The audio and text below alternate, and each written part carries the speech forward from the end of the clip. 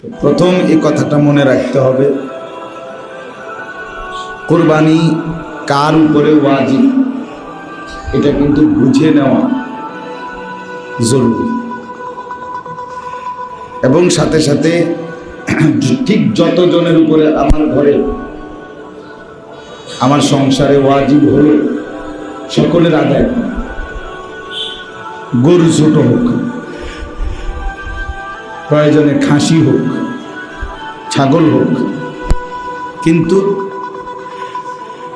আল্লাহর হুকুম পালন করা এটা হলো বড় বিষয়। এই ক্ষেত্রে আমাদের মধ্যে কিছুটা প্রদর্শন, কিছুটা এই মানসিকতা যে বড় গরু হলে একটু প্রদর্শনটা সুন্দর হইল, মানুষ দেখলো অবাক হইল, আর অথবা একজন আধজন কোরবানি দিলেই হলো, গোশত তো সবাই মিলে দিলেই খাবো। আসলে কিন্তু বিষয়টা এটা না। কোরবান এই শব্দটি কোরআনুল কারীমে ব্যবহৃত শব্দ।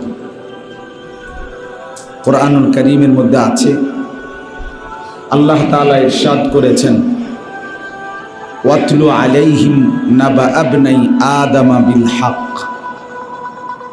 হে নবী, আপনি আদমের দুই সন্তানের ঘটনাটা সত্য সঠিকভাবে আমার বান্দাদের কাছে বর্ণনা করুন। ঈদ কাররাবা কুরবানান, যখন তারা দুইজন কোরবানি করলেন। এই যে কোরবানান, কোরবান এই শব্দটি সরাসরি কোরআনুল কারীমে ব্যবহৃত, সূরা মায়েদার মধ্যে আছে। কোরআনুল কারীমে আরেক জায়গায় আছে, বিকুরবানিন তাকুলুহুন নাস। তো পূর্ববর্তী জামানায় কোরবানির বিধান ছিল এরকম, আল্লাহর সন্তুষ্টির জন্য নিজের প্রিয় বস্তু, সেটা গরু কিংবা ছাগল কিংবা ভেড়া দুম্বা হওয়া জরুরি না, নিজের যেটা প্রিয় জিনিস এমন কিছুকে নির্ধারিত উঁচু জায়গায় রেখে আসতে হতো। রেখে আসার পরে আল্লাহর পক্ষ থেকে আগুন আইসা জ্বালায় ফেলত। তো যারটা জ্বালানো হতো তারটা কবুল হতো, আর যারটা জ্বালায় নাই, আগুন পড়ে আছে যথাস্থানে, ওইটা কবুল হয়নি। এটা ছিল কোরবানির নিয়ম, এটাই কোরআনেও আছে, বিকুরবানিন তাকুলুহুন নাস। তাহলে কোরবান শব্দটি কোরআনুল কারীমের মধ্যে ব্যবহৃত আছে। আরবিতে কুরব, কাফ রা বা, এই কুরব এই শব্দের অর্থ হইল, কোরবান শব্দের যেটা থেকে আসছে নৈকট্য অর্জন করা, ঘনিষ্ঠ হওয়া, কাছাকাছি হওয়া। তো যেহেতু এই ইবাদতের মাধ্যমে বান্দা আল্লাহ তাআলার নৈকট্য, সান্নিধ্য, ঘনিষ্ঠতা অর্জন করে, হাসিল করে, এই জন্য এটাকে কোরবানি। এই নির্ধারিত পশু জবাই করার মাধ্যমে বান্দা আল্লাহ তাআলার সন্তুষ্টি কামনা করে, নৈকট্য কামনা করে, আল্লাহ তাআলার ঘনিষ্ঠতা চায়, এই জন্য এটাকে কোরবানি। তাহলে বোঝা গেল কোরবান এই শব্দটার মধ্যেই আল্লাহর সন্তুষ্টি, আল্লাহর নৈকট্য কামনা, আল্লাহ তাআলার কাছাকাছি হওয়া, ঘনিষ্ঠতা অর্জন করা, এটা অন্তর্ভুক্ত। কাজেই এখানে এটা কোনোভাবেই গোশত শুধুই খাওয়া কিংবা আমার আপনার মন মতো আমরা পরামর্শ করে দিলাম আর কি। এই ঘরে মনে করেন আমরা পাঁচ ভাই উপার্জন করি, তো এখন পরিবারের উপার্জনকারী যে কয়জন বাবা মাও আছে, তো তারা সবাই মিলে ফয়সালা নিছে, সবাই টাকা দাও, আব্বা মা মুরব্বী, তারা নাম করবেন। এটা তো আপনাদের খামখেয়ালি হইল, এটা তো আপনাদের মন মতো না হইল, তো এটা শরীয়তের মাসালা কিনা এটা জিজ্ঞাসা করছেন। ইসলামের হুকুম এটা নেই যে একটা ফ্যামিলিতে যতজন সদস্য আয় রোজগার করে তাদের পক্ষ থেকে একজন বা দুইজনের নামে বা মুরব্বীর নামে কোরবানি দিলে যথেষ্ট, এই কথা ইসলাম বলছি। তো আমরা এটা থেকে বানাই না, এটা তো কোরআন সুন্নাহয় বলেন। জওয়ান কিংবা বুড়ো, বালেগ মুসলমান প্রাপ্তবয়স্ক, এমন প্রত্যেক শরীয়ত নির্ধারিত যেই সম্পদ ওটুকুর মালিক যেই হয়, ঈদুল আজহার 3 দিন, কোরবানির 3 দিন, ওই ব্যক্তির উপরেই কোরবানি ওয়াজিব। এর জন্য বিবাহিত হওয়াও জরুরি না, অবিবাহিত হওয়াও দোষ না। তাহলে এটার সাথে বিবাহিত কোনো সম্পর্ক না, বুড়া হওয়ার কোনো সম্পর্ক না। কোরবানি মুরব্বীদের উপরে ওয়াজিব হয়, মুসলমানের উপরে ওয়াজিব। কোরবানি বিবাহিতদের উপরে ওয়াজিব হয় না, না, প্রাপ্তবয়স্কের উপরে কি হয় ওয়াজিব। প্রাপ্তবয়স্ক কোনো মানুষ বালেগ হয় 50-60 বছরের,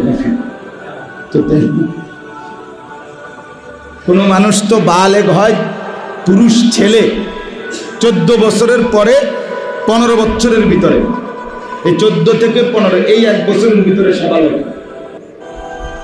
মেয়ে 13 থেকে 14 এই 1 বছরের ভিতরে সাবালক, স্বাভাবিক না। তাইলে সে তো প্রাপ্তবয়স্ক হলো। যেদিন থেকে বীর্যপাত শুরু হলো ছেলেটার, সেদিন থেকেই সে প্রাপ্তবয়স্ক বালেগ। ইসলামী শরীয়তের সকল হুকুম ওই মিনিট থেকে তার উপরে আসে। যেদিন কোনো মেয়ের প্রথম মাসিক ঋতুস্রাব শুরু হয়, সেদিন থেকেই সে বালেগ। ওই দিন থেকেই তার শরীয়তের সকল হুকুম কার্যকর। 18, 21, 23, 29 এগুলো হলো রাষ্ট্র কিংবা আন্তর্জাতিক মানুষের নির্ধারণ করে, কিন্তু কোরআন সুন্নাহ মতে বালেগ প্রাপ্তবয়স্ক আরো আগ থেকে। কাজেই শরীয়তের হুকুম তখন থেকেই কার্যকর। যিনি যেদিন বালেগ হলেন সেদিনের পর থেকে প্রতি সেকেন্ড তার চলাফেরা আমল আল্লাহর কাছে হিসাব দিতে হয়, আমারও আপনারও। তাহলে কাজেই শরীয়তের বিধান কোরবানি, এইটা আপনার আমার খেয়াল খুশি মতো ওয়াজিব হয় না, বা আপনার আপনার সুবিধা মতো আদায় করলে হবেন। এক ঘরে 3 ভাই, তারা 3 জনই চাকরি করে বা 3 জনই ব্যবসা করে, 3 জনের কাছেই আলাদা আলাদা টাকা আছে। এখন ভিন্ন হয় নাই, মানে এখনো একসাথে খায়। 2 ভাই বিয়ে করছে, 1 ভাই করে নাই, বা 2 ভাই, 1 ভাই বিয়ে করছে, আরেক ভাই বিয়ে করে নাই, কিন্তু খায় একসাথে। বাবা আছে, মা আছে, তারা 2 ভাই আছে, তো তারা মিল্লা দুনো ভাইয়ে টাকা দিছে, বাপের নামে কোরবানি হয়েছে বা মার নামে কোরবানি হয়েছে। তো ভালো কথা, বাপের কোরবানি আদায় হইল, এদের কোরবানি কোথায়? শরীয়ত কর্তৃক নির্ধারিত কি? কোরবানির দিন 10ই জিলহজ, মানে কোরবানি আমরা যেদিন করি প্রথম দিন, এটারই 10ই জিলহজ কয়। 10ই জিলহজ না হইলে কোরবানি হবে না। তো 10ই জিলহজ শুরু সকাল ভোর থেকে, 12ই জিলহজ পরের 2 দিন সন্ধ্যা পর্যন্ত, এই 10ই জিলহজ ভোর থেকে 12ই জিলহজ সন্ধ্যা পর্যন্ত এই 3 দিনের এই সময়ে যার কাছে তার বসত ভিটা যেখানে আছে সে এইটা বাদ দিয়া তার কাছে এই পরিমাণ সম্পদ আছে, অতিরিক্ত জিনিস আছে, যা আছে, দোকান, ব্যবসা, ব্যাংকের টাকা, আলগা ফসলের জমি, অতিরিক্ত সামানা যা আছে তার কাছে, এইগুলো দ্বারা তার এই যে সংসার, যে কয়জনকে সে চালায়, মানে মেয়ে বিয়ে দিয়ে ফেলছে, মেয়ের জামাইয়ের বাড়িতে, তো হেবিডিয়ার হিসাবে নাই। ছেলে বিয়ে করে বউ নিয়ে আলগা থাকে, তো হেঁটে ছেলের বউ বাচ্চা চালায়, তাহলে সে আলাদা। আমি যারে চালাই, মানে আমার খরচ দিয়া যারা কি করে, ভাত মাছ বাজার সদাই করাই, এদের মৌলিক খরচ, বাজার সদাই, ওষুধপত্র, কাগজ কলম, গ্যাস, বিদ্যুৎ, পানির বিল ইত্যাদি, এই মৌলিক খরচ যেটারে কয়, যেটা না করলে নাই হয়, এটুকু খরচ করার পরে এর পরিমাণ টাকার অতিরিক্ত যদি ওই 3 দিনের ভিতরে, 1 বছর থাকতে হবে না, 6 মাসও না, ওই 3 দিনের ভিতরে 52.5 বড়ি রূপার যেই দাম বর্তমানে সর্বোচ্চ, ঢাকাতে আমি জিজ্ঞেস করছি, রূপার বড়ি 1600 টাকা। তাহলে এই হিসাবে হইল 84,000 টাকা বরাবর 52.5 বড়ি রূপার দাম, আপনি হিসাব করে দেখেন। তো এই 84,000 টাকা যদি তার বাকি যা আছে, তার জমি, ব্যাংকের টাকা, ব্যবসার পণ্য, যেটা ব্যবসা করে, মাল যেটা গ্রাহককে দেয়, টাকা নেয়, এটারে কয় ব্যবসার পণ্য। ওই যে দোকানের যে আলমারি, এডি না, আসবাবগুলো না, মানে যেগুলো দিয়ে সে কি করে, ব্যবসা করে, পণ্যটা আর কি, যেটা দিয়ে গ্রাহককে দেয়, গ্রাহক কি দেয়, টাকা দেয়, এটারে কয় ব্যবসার পণ্য। তো এগুলো মিলাইলে যদি তার কাছে ওই 84,000 টাকা দাম আসে, এগুলোর দাম ধরলে, তাহলে এই মুসলমানের উপরে নিঃসন্দেহে কোরবানি ওয়াজিব, তাকে কোরবানি করতেই হবে। এবার যদি পুরুষ হয়, পুরুষের উপরে, যদি নারী হয়, নারীর উপরে। যে মহিলার কাছে 1 বড়ি স্বর্ণ আছে, সাথে কিছু টাকা আছে, 10,000 টাকা, 5,000 টাকা জমানো টাকা, ও কোরবানির দিন অথবা এই 3 দিন, তাহলে 1 বড়ি স্বর্ণ আর ওই জমানো টাকাটা, এই দুইটা যদি মিলায়, তাইলে দুটোটার দাম ধরলে, দুটোটার দাম মানে একটা তো টাকাই, আর ওই স্বর্ণটার দাম, বাজার মূল্য যদি মিলায়, তাইলে যদি 84,000 টাকা দাম আসে, তাহলে নিঃসন্দেহে এই মহিলার উপরে কোরবানি ওয়াজিব। 7.5 বড়ি স্বর্ণ, একটা শব্দ আপনারা জানেন, এটা হইল যদি কারো কাছে 1 তোলা রূপা নাই, আলগা কোনো জমা টাকা নাই, শুধু স্বর্ণ আছে, তাইলে 7.5 বড়ি স্বর্ণ। কিন্তু যদি স্বর্ণের সাথে কি থাকে, কিছু রূপা থাকে, নতুন বউ যারা, জোয়ান মানুষের বউ যারা, এদের অনেকের কাছে রূপা আছে, রূপা, এই পায়ের নূপুর বানায় মহিলারা, মানে যুবতী মেয়ে যারা মহিলা, এরা পায়ের নূপুর বানায় রূপা দিয়ে, 1 বড়ি, 1.5 বড়ি, 2 বড়ি, 2.5 বড়ির কি বানায়, নূপুর বোঝেন না পায়ে, এই জন্য আওয়াজ করে যে মানুষের বেড়ারে দেখানোর লেগা, বুঝেন না কথা। তো এই নূপুর রূপার তৈরি, তো এই স্বর্ণ আর রূপা, এই দুইটা মিলাইয়া যদি স্বর্ণ এবারে 1/2 বড়ি হোক, 1 বড়ি হোক, দুইটা মিলাইলে যদি আপনার কোরবানির দিন 84,000 টাকা দাম আসে, তাহলে এই মহিলার উপরেও কোরবানি ওয়াজিব।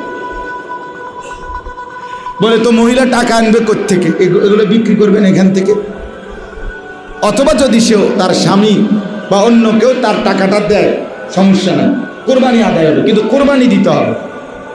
আলগা টাকা না থাকলে এখান থেকে বিক্রি করে দিতে হবে। তাইলে বলেন কি পরিমাণ মহিলাদের উপরে কোরবানি ওয়াজিব? বলেন। আমরা চলেন ঘর বাড়ি জরিপ করি,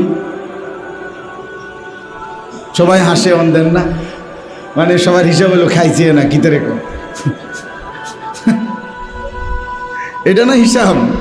চেহারার এই ভাবভঙ্গির হিসাবটা কি? এটাই তো হিসাব। ওমা কি উপায় ধরা না। তাইলে মহিলাদের উপরে কোরবানি ওয়াজিব। আহা, বিষয়টা হইল আপনি লুকাইয়া রাখলেন, বললেন না, দিলেন না, তো মহিলাটা তো আপনার খেদমত করছে, সে তো তার জীবন যৌবন আপনাকে দিছে, বিনিময়ে আপনি তার আখেরাতের ভাবনা একটু ভাবলেন না? একটা খাসি কোরবানি দিলে তার নামে হয়তো 20,000 টাকা লাগতো, তো 20,000 টাকার সেবা, 20,000 টাকার সহযোগিতা এই বেটি আপনার কাছে পাওয়ার উপযুক্ত না? তো তার কি আখেরাত নেই? সে কি মরবে না? তাইলে একজন স্বামী তাইলে আপনজন কেমনে হইল? এ কি শুধুই উপভোগের পণ্য? না, এই জন্য খেয়াল করা, বিষয়টাকে খামখেয়ালি করে উড়ায় না দেয়। এটা কোনো, আবারও বললাম যে এখানে গোশত খাওয়া কথা। ছেলেটা বিদেশ প্রবাসী, তো সে নিঃসন্দেহে 84,000 কম বেশ হইতে পারে। আপনাকেও বাজারে যদি রূপার বড়ি 1,000 টাকা হয়, তাহলে 52,500, বুঝছেন হিসাবটা? রূপার বড়ি যদি আমি মুরাদনগর জিজ্ঞেস করছি, বলছে 1350 টাকা রূপার বড়ি, তাইলে হইল 71,000। আপনি জেনে নেবেন এক বড়ি রূপার দাম কত। তাহলে প্রবাসী ছেলেটার কাছেও তো নিঃসন্দেহে এই 84,000 এবং তার ঊর্ধ্বে টাকা, সে বাড়িতে টাকা পাঠায় 20,000, 30,000, কিন্তু তার কাছে আলাদা 1 লাখ, 1.5 লাখ টাকা, 2 লাখ টাকা নাই। কথা বলেন না? তো তার উপরে কোরবানি ওয়াজিব কিনা? বলেন। তো সে যে বাড়িতে 30,000 টাকা পাঠাইল কোরবানি উপলক্ষে, এবং সেই টাকাটা দিয়ে তার বাপের নামে কোরবানি দিল, দিয়া তারও বউ বাচ্চা, তার বউরও গোস্ত খাওয়াইছে, তার বাচ্চা নায়নাতকুল 11 গোস্ত খাওয়াইছে, আর গোস্ত না খাইছে, কিন্তু তার কোরবানি আদায় হইল কই? ছেলেটার কোরবানি কই? বলেন। এ তো নিঃসন্দেহে ওই ছেলেটা বিদেশ থেকে 10 বছরও যদি এভাবে টাকা দেয় আর পরিবারের অন্য কারো নামে কোরবানি হয়, তাদের কোরবানি হবে মা বাবার, কিন্তু এই ছেলেটা পাপী গুনাহগার থাইকাই যাবে, তার হুকুম তো আদায় হইল না। আমার একজনে বলছে যে তাইলে কি ফুতে বিদে বাপের টাকা পয়সা দিত না? জীবনভর ফুলা মানুষ করলাম।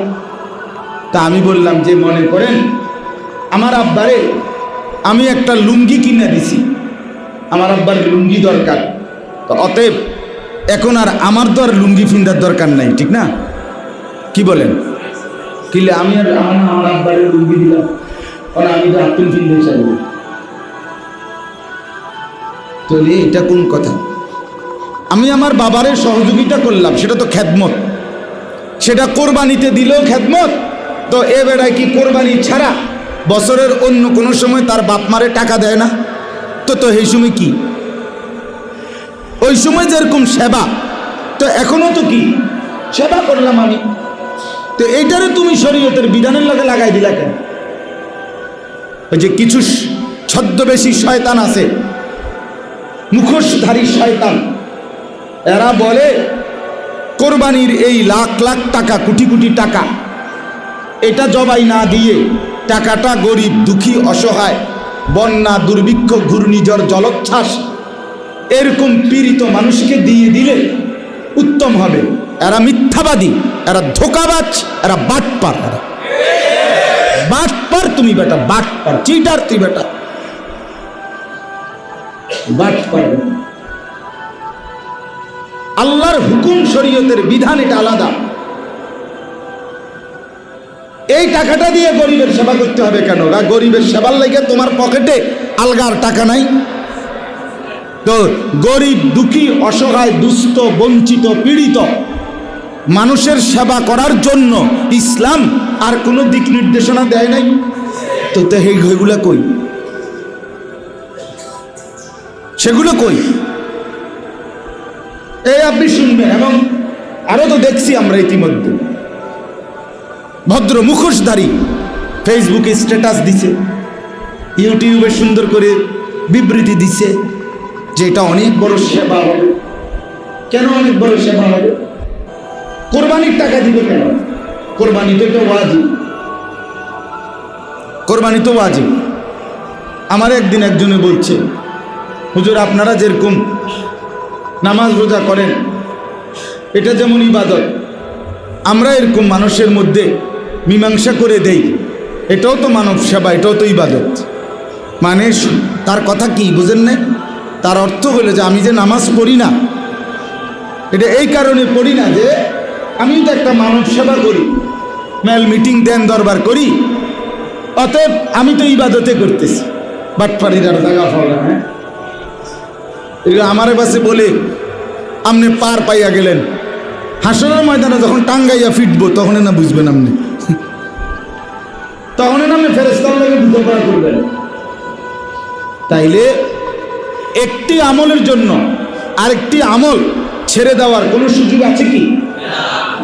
আপনি দান সৎকার করছেন দেখা জাকাত দিতে হবে না, কথা বলেন না। আপনি হজ করছেন দেখা আর রোজা রাখতে হবে না। আপনি মসজিদের টাইলসের টাকা দিচ্ছেন দেখা আর নামাজ পড়তে হবে না। তো তাইলে এইটা কোন করে?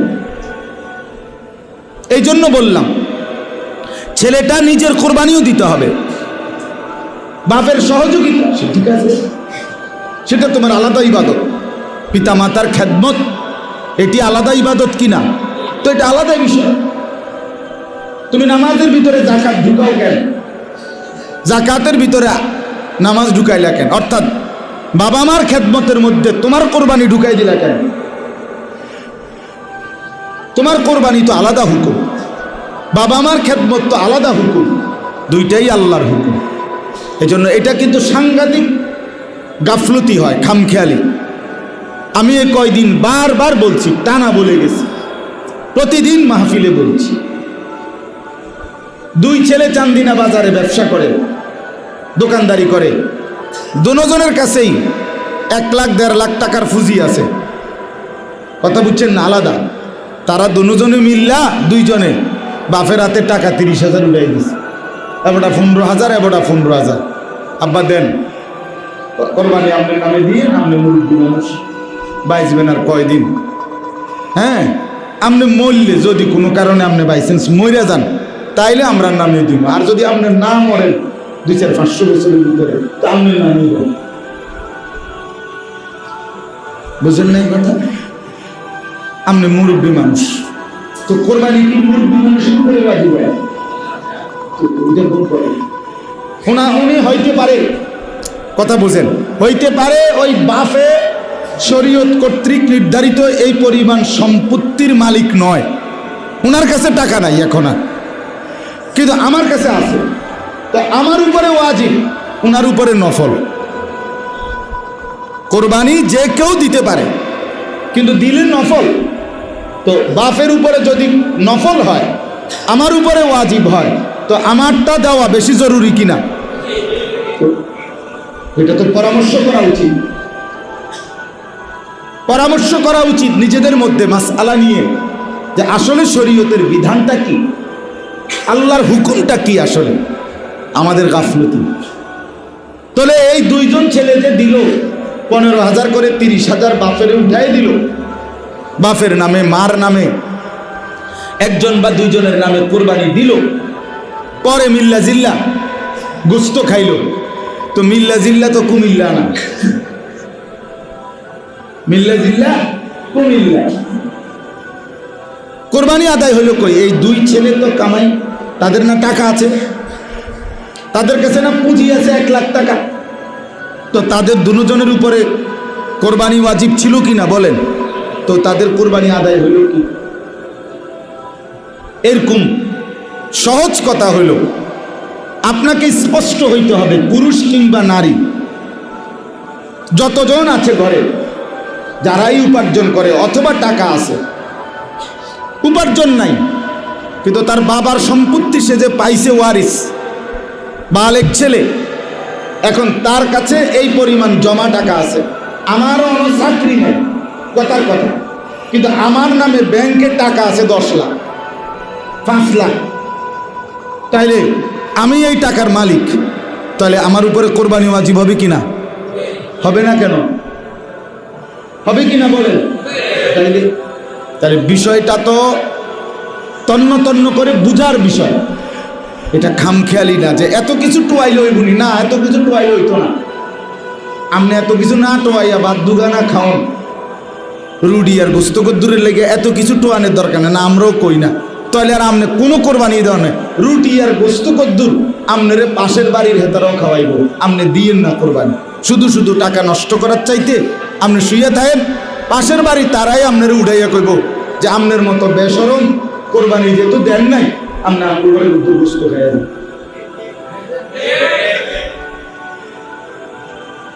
আপনি যেহেতু টাকাই চিনছেন, আল্লাহ চিনছেন না, তো কাজেই আপনি আসেন রুটি খেয়ে দেন, রুটি মাত্রা। এই জন্য বাপ আমি একটু শক্ত বললাম, কিন্তু বাস্তবতা কিনা খামখেয়ালি করলে হবে না। যতজন ছেলে উপার্জন করে তাদের কাছে, হ্যাঁ উপার্জনে এত, যেমন বেতনে 80,000, যে টাকাটা মাস শেষে বেতন পায় 8-10 হাজার, ওটা দিয়ে এমনি এমনি খরচ হয়ে যায়, বেচারা ফেড়ে বাতে কোনো রকম চলে, তার কাছে আলগা জমা টাকা নাই, আলাদা টাকা জমা নাই, 80,000 90,000 1 লাখ টাকা জমা নাই, তো তারে তো কোরবানি দিতে বলি না। তাইলে আরো যদি না বুঝেন, তো দায়িত্ব হইল একজন আলেম থেকে জিজ্ঞেস করে নেওয়া যে হুজুর আমার অবস্থাটা এই, আপনি আমারে বলে দেন আমার উপরে জাকাত ফরজ কিনা, কোরবানি ওয়াজিব কিনা, হজ ফরজ কিনা। আমি আগেও বলছি এই 3টি মাসআলা, জাকাত, কোরবানি, হজ, এটা ফরজ ওয়াজিব। জাকাত কি? ফরজ। হজ কি? ফরজ। কোরবানি কি? ওয়াজিব। ফরজ ওয়াজিবে খামখেয়ালি করতে নাই, এটা নফল না, মন চাইলে দিলেন, মন না চাইলে দিলেন না, এটা এমন কিছু, এটা ফরজ তো মিয়া, এটা তো ওয়াজিব। রাসূলুল্লাহ সাল্লাল্লাহু আলাইহি ওয়াসাল্লাম হাদিসে পাকে ইরশাদ করেছেন, মান কানা লাহু সাআতুন ওয়া লাম ইউদাহি, কথাটা খেয়াল করেন, ফালা ইয়াকরুবান্না মুসাল্লানা। নবী সাল্লাল্লাহু আলাইহি ওয়াসাল্লাম বলেন, যার সামর্থ্য ছিল অথচ কোরবানি করে নাই, কসম খোদার, নবী সাল্লাল্লাহু আলাইহি ওয়াসাল্লাম বলেন সে যেন আমাদের নামাজে না আসে, ঈদগাহে না আসে, নামাজ পড়তে, ঈদের নামাজ, সে যেন না আসে। তুমি না ফরমান, তুমি আইসো না, তুমি আইসো না, তুমি তো গোস্তই খাইবা নিয়ত করছো, গোস্ত খাওয়ানোর লাগিয়া নামাজ ফরন লাগে না, তুমি হুতার থাকো, রান্দা হইলে তোমার উঠাইব, তুমি উঠতো না। বেডিতে সকাল থেকে রুটি বানাইতেছে, আর কোনো রকমে গোস্ত দোষ হইলে তোমার এই ফতম দিব, তুমি শোয়ার থাকো। এক ঘুম দিয়ে যদি কষ্ট করে 1টা 2টা দিয়ে উঠতে আরো, দেখবে রুটিও রেডি, গোস্ত রেডি, তুমি নামাজ পুরা করবা কি? রাসূলুল্লাহ সাল্লাল্লাহু আলাইহি ওয়াসাল্লাম নিষেধ করছে যে তুমি নামাজে আইসো না, নামাজ পড়ো না, তোমার মতো নাফরমান নামাজ পড়তে হবে না। কতটা ধমক! তাহলে আপনি এটাকে খামখেয়ালি মনে করলেন কেন? 30,000 টাকা কইলেই হইল। এখন হঠাৎ করে 30,000 টাকা এক শরিক কই থেকে ব্যবস্থা করুন? আপনি কি জীবনে হঠাৎ করে এক সপ্তাহের ব্যবধানে, 3 দিনের ব্যবধানে, বিশেষ কোনো প্রয়োজনে আপনার দ্বারা 20,000 30,000 টাকার ব্যবস্থা হয় নাই? কথা বলেন না তো, তখন কেমনি করলেন? এখন পারবেন না কেন? এর মধ্যে কি আপনার আখেরাত না? এর মধ্যে তো আপনারই আখেরাত, আপনারই কবর, আপনারই কবর। এটা খামখেয়ালির বিষয় না। আরেকটা হাদিস শুনুন, নবী সাল্লাল্লাহু আলাইহি ওয়াসাল্লাম বলেন, মান যাবাহা ক্বাবলা আস-সালাহ, যে ব্যক্তি কোরবানির দিন নামাজ আদায়ের পূর্বেই কোরবানির প্রাণীটা জবাই করে ফেলল, ফা ইন্নামা হুয়া শাতু লাহমিন, সে যেন শুধুই গোশত খেল। লাইসা মিনান নুসুকি ফি শাইইন, নবী সাল্লাল্লাহু আলাইহি সাল্লাম বলেন, তার জন্য কোরবানির কিছুই নেই। আজ্জালাহু লি আহলিহি, সে শুধুই কেবল তার পরিবারের জন্য গোশত খাওয়ার তাড়াহুড়া করল। তো যেখানে আল্লাহর নবী সাল্লাল্লাহু আলাইহি সাল্লাম ঈদের নামাজটা পড়ে নাই, তার আগেই জবাই করে ফেলছে, এটার প্রতি যদি এত বড় কথা বলে যে তোর কোরবানির কিচ্ছু নাই, সেখানে শরীয়তে আমার উপরে ওয়াজিব। আমি যদি মনে করি 10,000 টাকা, 20,000 টাকা, 8,000 টাকা আমি ভাই বাফেরে দিয়া অমুকেরে দিয়া আমার হুকুম আদায় করে ফেলছি, তা আমার উপরে ধমকটা কেমন বলেন? এই জন্য আমি আপনাদের কাছে অনুরোধ করলাম, মূল বক্তব্য এটাই, পুরুষ কিংবা নারী, নারীর দিকে খেয়াল করতে হবে। তার স্বর্ণ, তার নগদ টাকা, অথবা স্বর্ণ তার রূপ্য, দুইটা মিললে ওই 84,000 টাকা তারে সত্য সত্য বলতে হবে, বলে শুনাইতে হবে যে তোমার কাছে যদি তোমার যেটুকু গহনা আছে এটার সাথে যদি তোমার কাছে অতিরিক্ত 10,000 5,000 টাকা থাকে কোরবানির দিন, ওই দিন এই কারণে আগের থেকেই প্রস্তুতি নিতে হবে, কোরবানি দিতে হবে। হ্যাঁ, এ বেটির কাছে 20,000 10,000 30,000 টাকা যদি আসে অথচ কোরবানি দিতে চায় না, তো সহজ বুদ্ধি আছে, এই টাকাটা আমার মাদ্রাসায় দিয়ে দিলে ভালো, দান করে দিবে, বুঝেন না কথা কি? বা আমনগো এলাকার কোনোখানে দিয়ে দিব, তাইলে তো আর সেই বয়ে গেল, আর কোরবানি ওয়াজিব হইল না, বুঝছেন না? যার কাছে 1 লাখ টাকা আছে, সে যদি কোরবানি দিতে না চায়, একদম সহজ বুদ্ধি কি, 1 লাখ টাকা মসজিদ মাদ্রাসায় দান করে দিবে, তাইলে তো আর কি আসবে না, 20,000 টাকার কোরবানি আসবে না, 20,000 টাকাও সেফ, 80,000 টাকাও নাই। এই বুদ্ধি কইলে রাজি উনি কোন বলে? তাইলে আপনি তো আপনার ওই আমারে যে মনে করেন 1 বছর যাবত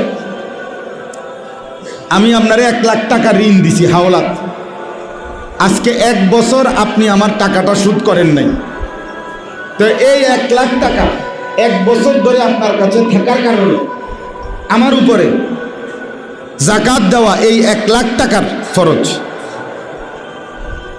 কথা বুঝছেন না? কারণ 1 বছর হয়ে গেছে, 52.5 ভরি রূপার দামের বেশি এই টাকাটা, তাইলে এই ব্যক্তির উপরে যাকাত ফরজ। যদিও আমি ঋণ দিছি, আদায় করার 2 সিস্টেম, এক হয় এখনই দিয়ে দিলেন যাকাতটা হিসাব করে, আর নয় তো উনি টাকাটা ফেরত দিবে যেদিন, ওই দিন 2 বছর পরে দিলে 2 বছরের যাকাত দিবেন, 3 বছর পরে দিলে 3 বছরের যাকাত এই টাকার থেকে দিবেন, আর নয় তো আলগা টাকা দিয়া যাকাত আদায় করবেন নগদ। কিন্তু যাকাত আদায় করা কি ফরজ। তো একদিন আমার একজনে বলছে, হুজুর হাওলা তো দিলাম আমি, অহন আমি যাকাতও দিতাম আমি, এটা কেমন কথা? আমি বললাম, হয় এটা তো আমারও কথা, এটা তো সুন্দর দেখায় না। আপনি হাওলা তো দিলেন, আপনি আবার আপনিই যাকাত দিবেন, তো কাজে আপনি একটা না করেন, যাকাত যেহেতু আপনি দিতে চাচ্ছেন না, তাইলে আপনি লোকটাকে বলেন, ভাই আপনার কাছে যে আমি 1 লাখ টাকা পাইতাম, টাকাটা মাফ করে দিলাম, তাইলে তো আর জাকাত আসবে না। তাইলে আর 2500 টাকা, 1 লাখ টাকায় জাকাত হইল 2500 টাকা, তো 2500 টাকা আর দেওয়া লাগলো না, 2500 টাকাও সেফ, আর 97,500 টাকাও মায়ের। সুন্দর হলো না? চাই আপনি হেডা করেন চাই, তখন তো আপনি বলুন না এত বেকুব, বুঝছেন না? আমরা এই নোয়াখালী পড়তাম,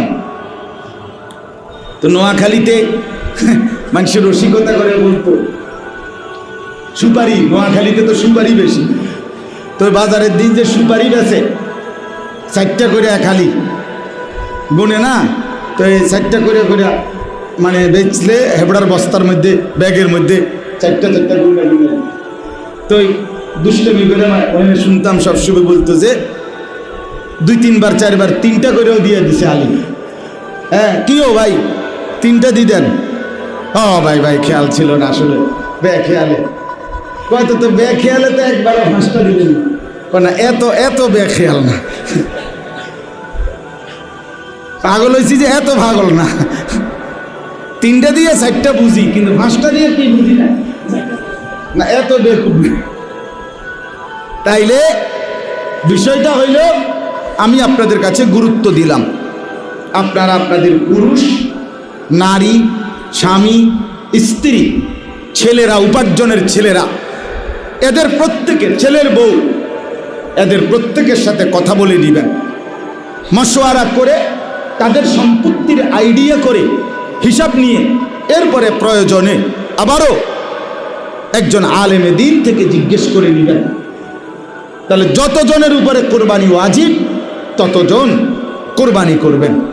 কোরবানির প্রাণীটা, যেই প্রাণীটা আল্লাহর জন্য কোরবানি করে, জবাই করে, আল্লাহ তাআলা সরাসরি বলছেন, এই আয়াত 2টার তর্জমা বলেই আমি শেষ করছি। আল্লাহ তাআলা বলেন, ওয়াল বুদনা জাআলনাহা লাকুম মিন শাআইরিল্লাহ। সুবহানাল্লাহ। আল্লাহ তাআলা বলেন, কোরবানির জন্য নির্ধারণকৃত প্রাণী আমি আল্লাহ ওই প্রাণীটাকে বানাইলাম সরাসরি আমি আল্লাহর নিদর্শন। এটা শুধু গরু না, এটা আমি আল্লাহর নিদর্শন। জাআলনাহা লাকুম মিন শাআইরিল্লাহ, এই লোক কোরবানির প্রাণীর 1 নম্বর বৈশিষ্ট্য। আল্লাহ বলেন এটা আমার নিদর্শন, এটা আমার। বান্দা যখন সিদ্ধান্ত নিছে আমি কোরবানি করব, এই গরু, এই ছাগল, এই বকরি, এই ভেড়া, দুম্বা, আল্লাহ বলেন এটা শুধু তখন আর গরু, ছাগল, ভেড়া, বকরি নয়, বরং এটা আমার। শাআইরিল্লাহ, আল্লাহর নিদর্শন। বাইতুল্লাহ আল্লাহর নিদর্শন, কোরআনুল কারীম আল্লাহর নিদর্শন, রাসূলুল্লাহ সাল্লাল্লাহু আলাইহি ওয়াসাল্লাম আল্লাহর নিদর্শন, আহলুল্লাহ দিনদার মুত্তাকি আল্লাহর নিদর্শন, এবং অসংখ্য ইসলামের নিদর্শন আছে। মসজিদ আল্লাহর নিদর্শন। এরকম যত কিছু আল্লাহর নিদর্শন, তার মধ্যে কোরবানির প্রাণীটাও আল্লাহর নিদর্শন। সুবহান। 2 নম্বর, আল্লাহ তাআলা আমাদেরকে সান্ত্বনা দিচ্ছে। হ্যাঁ, 3 জনের হুজুর যত কথাই কন, কথা ঠিক আছে, বুঝলাম, মানলাম, দরকারেও বুঝলাম, কিন্তু 3-20-60,000 হঠাৎ করে এই কথা কইলে হইতো না হুজুর, পারতাম না। তো এটা কি আমার কাছে কোরবানি দিতেছেন যে আপনি আমার লগে এরকম কুয়াকুই কথা কই? কি লাভ? দেখি আমি হিসাব দিতে আছি, তো তাহলে আমার লগে জীবনে কি লাভ? আমার সাথে কি এটা? তাহলে আপনি, আপনার কাছে মনে আসতেছে 60,000 টাকা, 90,000 টাকা, 1 লাখ টাকা, এটা বিরাট একটা লস হয়ে বলবো। হঠাৎ করে টাকাটা অনেক টাকা কইমা যাবে। আল্লাহ তাআলা বলেন, দেখেন সরাসরি কোরআনের আয়াত, আল্লাহ বলেন লাকুম ফিহা খাইর। সুবহানাল্লাহ। আল্লাহ তাআলা বলে, শোনো বান্দা, বিশ্বাস করো আমি আল্লাহ বলতেছি, কোরবানির প্রাণীর মধ্যে রয়েছে তোমাদের জন্যে খাইরুন, কল্যাণ, কল্যাণ, কল্যাণ। লস হবে না কইলাম আমি, লসের সিস্টেমে নাই, আল্লাহর লগে কোনো লস নাই। কথা বলেন না কেন? আল্লাহর সাথে কি নাই? লাভে লসের ব্যবসা না, পুরাটা লাভের ব্যবসা। দুনিয়ায় হলো লাভ লসের ব্যবসা, মালিকের সাথে লাভ লসের ব্যবসা না, শুধু লাভের ব্যবসা, লাভের ব্যবসা। এই জন্য হাদিসের মধ্যে আছে মা আম আরা হাজুন কাত্তু। নবী সাল্লাল্লাহু আলাইহি ওয়াসাল্লাম স্পষ্ট বলছেন, কিয়ামত পর্যন্ত কোন হাজি আল্লাহর ঘরে হজ করে, আল্লাহর ঘর জিয়ারত করে, রাসূলুল্লাহ সাল্লাল্লাহু আলাইহি সাল্লাম বলছেন কখনোই, কাত্তু মানে কখনোই সে গরিব হবে না, ফকির হবে না।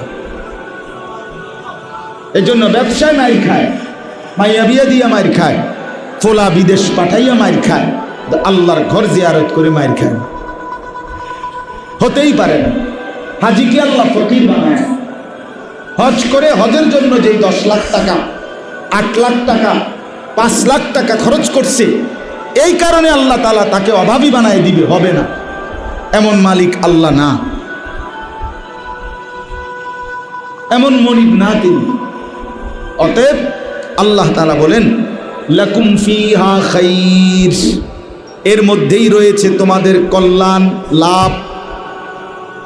লাভ তুমি দিয়ে দেখো, আমি রব্বুল আলামিন বরকত দেব।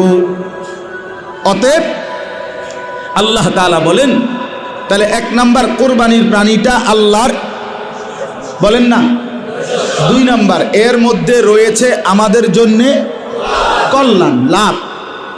এরপর আল্লাহ বলেন কাজেই ফাদকুরুসমাল্লাহি আলাইহা সাওয়াফা, আল্লাহ তাআলা বলেন সারিবদ্ধভাবে তোমরা তোমাদের কুরবানির প্রাণী জবাই করার সময় বেশি বেশি আমি আল্লাহর জিকির করো।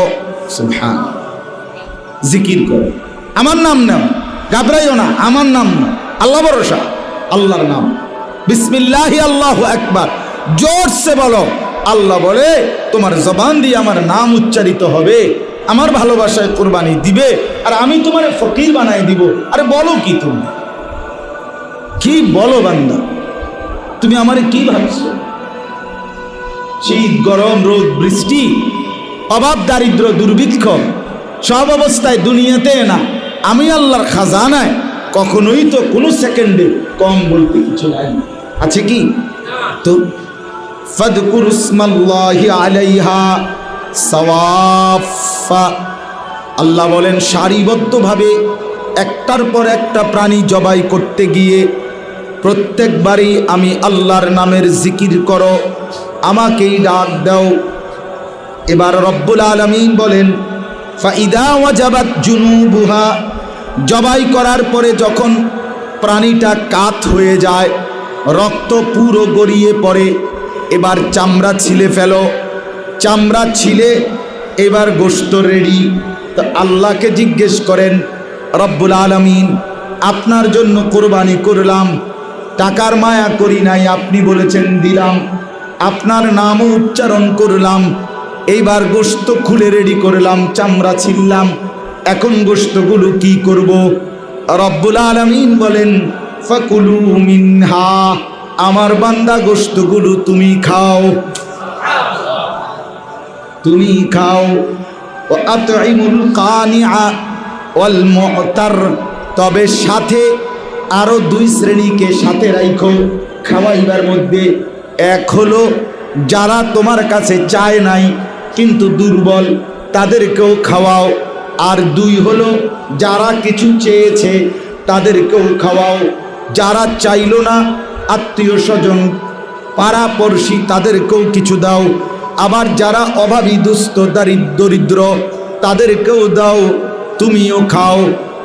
রব্বুল আলামিন বলেন কাযালিকা সাখখারনাহা লাকুম লাআল্লাকুম তাশকুরুন, এই যে আমি আল্লাহ প্রাণীটাকে তোমাদের অধীনস্থ করে দিলাম, কোরবানির জবাই করার মতো যোগ্যতা দিলাম, তৌফিক দিলাম, এবং গোশত খাওয়ার অনুমতি দিলাম।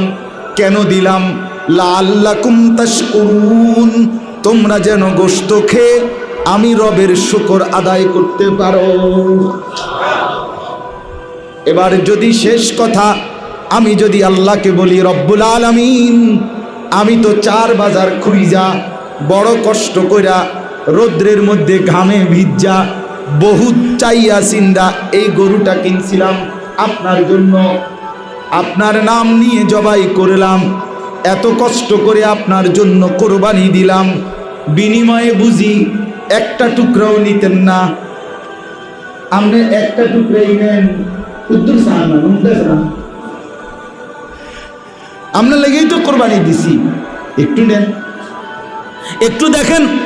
তো রব্বুল আলামিন বলে, না বান্দা, লান ইয়ানালাল্লাহা লুহুবুহা ওয়ালা দিমাউহা, আমি তোমার গোশত চাই না, আমি রক্ত চাই না। বান্দা, গোশত পুরা তুমি নাও, দিল পুরাটা আমি আল্লাহকে দাও। আমি দিল চাই, দিল, আমি দিল চাই। তুমি দেখো গরুর দিকে, আমি দেখি দিলের দিকে। আমি দেখব দিলে আমার মহব্বত ছিল কিনা, নাকি না ফাইতে।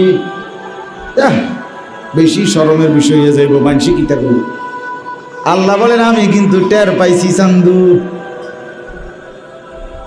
হ্যাঁ, আজকে 12 বছর কোরবানি দেয়, এই বছর না দিলে মানসে কি থাকবো, মানসে আপনার মাথা করবো।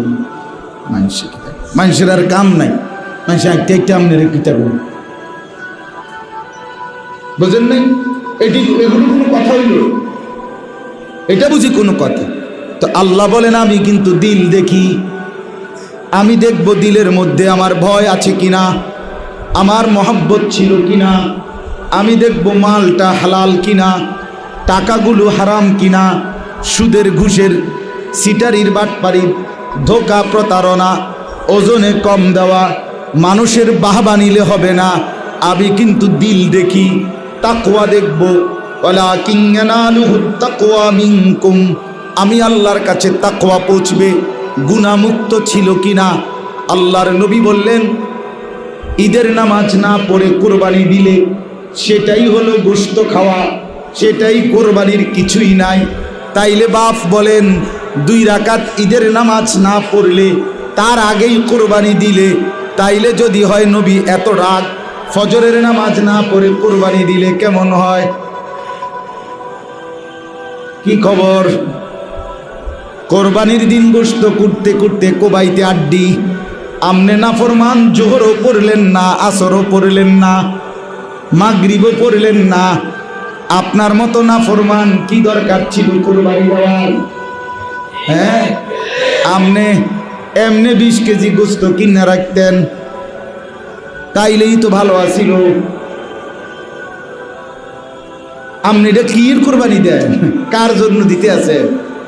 আল্লাহ তাআলা বলে, বান্দা আমি বুঝি না কে, জোহরের নামাজও বাদ, আসরের নামাজও বাদ, মাগরিবের নামাজও বাদ, গোশত খাইতে খাইতে, রুটি খাইতে খাইতে রঙিন টেলিভিশনে নর্তকীর ছবি দেখতেছ, ঈদের নাটক দেখে, ঈদের সিনেমা দেখে, ঈদ উপলক্ষে শুভ মুক্তি দিছে, ঈদ উপলক্ষে এই চ্যানেলের 7 দিন ব্যাপী বিশেষ আয়োজন, ঈদ উপলক্ষে সিনেমা হলে নতুন নাটক, নতুন ছবির শুভ মুক্তি। ঈদ কি তাদের বাপের? কথা বলেন না কেন? ওই চ্যানেলওয়ালার আব্বার ঈদ এটা? তাহলে তুই ঈদ উপলক্ষে নাটক ছাড়ার কি আছে? ঈদ তোমার বাপের? এই তো আল্লাহর দেওয়া, ঠিক কিনা বলেন না কেন? কোরবানির এই ইবাদত পালনের অধিকার, অনুমতি, হুকুম এটা আল্লাহ দিছেন কিনা? তো এটার লগে নাটক কি? এটার সাথে সিনেমা কি তারা? বলে রুটি খাইতে খাইতে, গোশত খাইতে খাইতে নাটক দেখে। বাহ বাহ মুসলমান, তামাশা। হ্যাঁ, খান গোশত, গোশত কোনো আশ্চর্য কিছু না, গোশত কোনো আপনি নতুন খান না, গোশত মানুষে সারা বছরই খায় কিনা বলেন না? এটা কোনো আশ্চর্য খালাস। এই জন্য বললাম গুনাহমুক্ত চাই, গুনাহমুক্ত। কি মুক্ত বলেন? দিলের মধ্যে আল্লাহর সন্তুষ্টি থাকতে হবে। হারাম টাকা হইতে পারবে না, হারামের 1 টাকা মিশলে কারো কোরবানি হবে না। সুদের টাকায়, ঘুষের টাকায় বাটপাড়ির টাকা, ওজনে কম দেওয়া টাকা, ধোঁকাবাজি প্রতারণার টাকা দিয়ে যেই লোক কোরবানিতে অংশীদার হয় সে নিজেও খাইছে বরবাদ, বাকিদের কোরবানিও বরবাদ, বাকিরাও মার্ডার। না আমি গোস্ত দোষ হইব, এটা সমস্যা হইত না, রুডিও সিদ্ধ হইব। আল্লাহ আমাদেরকে মাফ করে দেন। তাহলে আল্লাহ তাআলা বলেন গোস্ত রক্ত আমার কাছে মূল বিষয় না, তোমার দিলের তাকওয়া, গুনাহমুক্ত জিন্দিগি, গুনাহমুক্ত মহব্বত, এটা আমি চাচ্ছি। আমি ওইটা নিয়ে নেব, ওইটা পাইলে নেব, না পাইলে তোমার গোস্ত তুমি খাও, আমি কিছু পাইলাম না। কথা বলেন না? কাযালিকা সাখখারাহা লাকুম লিতুকাব্বিরুল্লাহা আলা মা হাদাকুম ওয়া বাশশিরিল মুহসিনিন। আল্লাহ তাআলা বলেন এভাবে আমি আল্লাহ তাআলা তোমাদের জন্য কোরবানির এই প্রাণী অধীনস্থ করে দিলাম, তোমরা যেন কোরবানির দিন আমার তাকবীর ধ্বনি দিতে পারো, এবং নেককারদের জন্য, আল্লাহর হুকুম পালনকারীদের জন্য জান্নাতের সুসংবাদ দিয়ে দিলাম। সুবহানাল্লাহ।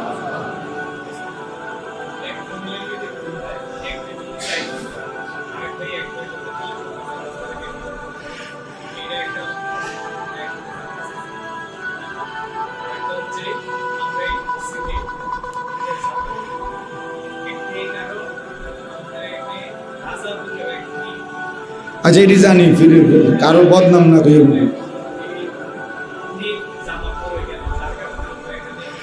আমরা ঈদের নামাজ আয়োজন করেন, কারণ টারণ বাদ দেন, নামাজের আয়োজন করেন তো আগের থেকে, ও আয়োজন হবে, 5 জন পড়লে 5 জন পড়বে, সমস্যা কি? ঠিক আছে না? ইনশাআল্লাহ এই কথা।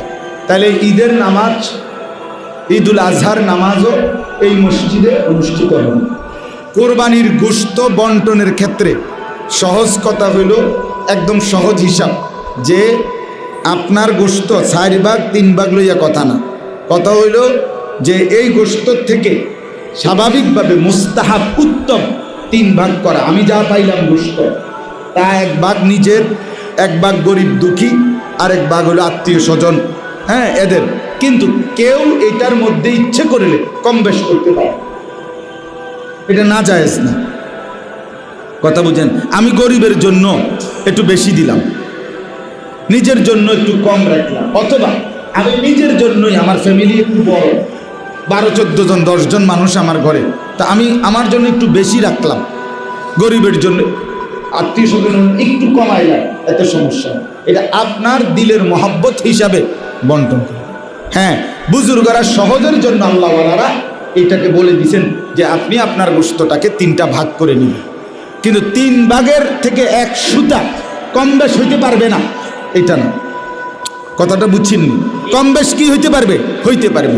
এখানে একবারে ফাল্লি মাইপা না, ওই শরীকদারের গোশত কি হইতে হবে? সমান হইতে হবে। কথাটা বুঝছেন? মানে আমরা 4 জনে কোরবানি দিলাম, তো এই শরীকদারের মধ্যে কি হইতে হইব? মাইপা দিতে হইব। কিন্তু ওই যে আমার গোশতটাকে যখন আমি গরিবকে দেওয়া, আত্মীয় স্বজনকে দেওয়া, নিজের জন্য রাখা, এইটার মধ্যে একেবারে মাইপটা একুরেট হইতে হইব, এটা জরুরি। এনে কম বেশ হইতে পারে প্রয়োজনের আইন। বুঝছেন কথাটা? যেমন অনেক সময় আমরা, যেমন আমাদের মাদ্রাসায় অনেক সময় অনেকে কোরবানি দেয়, ডাইরেক্ট 1 শরিক কোরবানি, উনি টাকাই দিয়ে দিছে, তো ওইটা গরিব অসহায় ছাত্র বা অন্যদের জন্য দিয়ে দেওয়া হয়। আমার শায়েখ আল্লামা মুফতি মুশতাকুন নবী সাহেব, ওনার সুদর্ণপুর মাদ্রাসায় প্রতি বছর 14, 15, 12টা গরু ঈদের পর দিন জবাই হয়। এগুলা মানুষের শরিক হয়, 20,000 টাকা করে এই বছর শরিক, অর্থাৎ ওইখানে 7-20-এ 1,40,000 টাকা দিয়ে একটা গরু কিনে, তো এটা গরিব দুঃখীকে দেয়। উনি ওই 1 শরিক কোরবানি দিছেই এই নিয়তে যে আল্লাহর রাস্তায় দিয়ে দিছে। কথা বুঝছেন? কাজেই এইটা কি হইতে পারে? কম বেশ হইতে পারে, এটা কোনো টেনশনের বিষয়।